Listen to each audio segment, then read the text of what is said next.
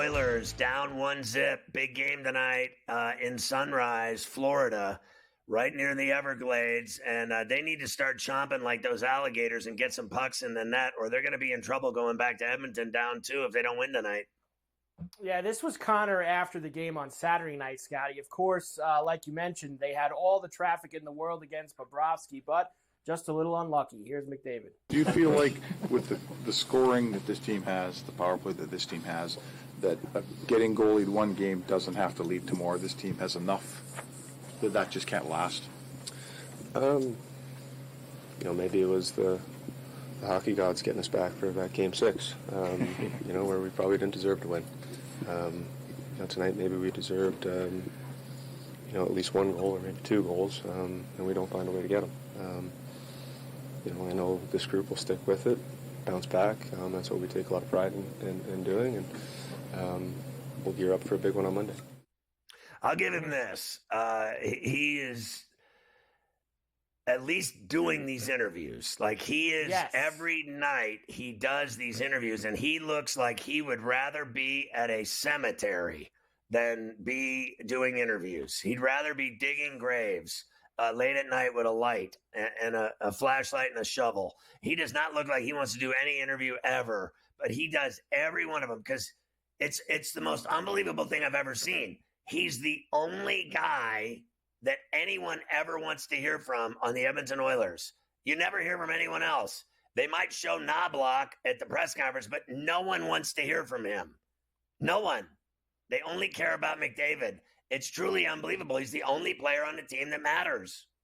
It's true. Only one that matters. On the absolute opposite side of the spectrum is Paul Maurice, who, of course, loves talking to everybody. Paul yesterday knew he's not going to be able to hold McDavid and Draisaitl down for a very long time. Here's Paul Maurice. How does Draisaitl in particular make your life difficult? Like he's carrying his own line, then he's matched up, or he's spotted with Connor, coming off a power play, or when they're playing from behind, he's on the power play. Well, you can just keep going, man. You got it. You don't need me to answer that question for you. And I mean this respectfully to all of you, because it's me too. You have become desensitized to how good those 2 players are. And I understand why.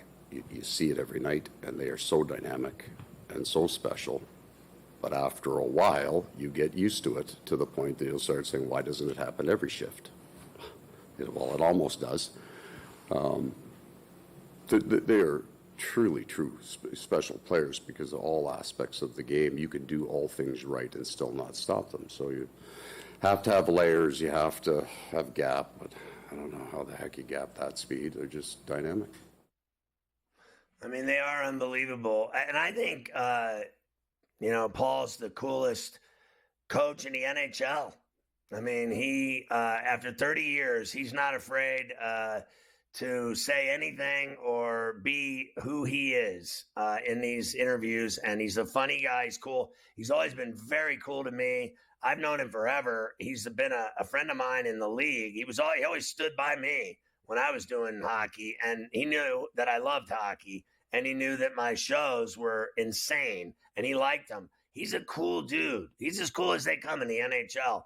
The Panthers are lucky they have him. In the day and age of coaches getting hired and fired in professional sports, which is literally like recycled bottles, at the dump. You know what I mean? They're like plastic, I don't know what there are more of. Fired coaches in pro sports or plastic bottles in the oceans. Honestly. Like, where is it? Just keep a good one when you got him forever. Like, don't let this guy go. He's a gem. The Panthers are favored again tonight in game number 2, minus $1.25. The Oilers are plus 105. It is another 5.5. I'm going back to the under, Scotty, even if the Oilers win. I think that this is the way these Panther games are going to go, under these totals. I'm fair with that, and I got to take a stab with Edmonton again. If we're going to have a good Stanley Cup final, we need the Oilers to win tonight. I think the NBA Finals so far for me has been a debauchery. I just am not enjoying it at all. I think it's because I hate the Celtics, and I'm watching them just annihilate the Mavericks. In my opinion, I don't care if they won by 7. It might as well have been 70 because they win every game. So I'm bored to death with the NBA right now. to be honest, and disappointed in how pathetic it's been. And I got to tell you, I need something better than this. And what I need is an Oiler win tonight to make this a good series. I want this to go 7 games. I'm done with all this one team kicking ass. The other team sucks for goals.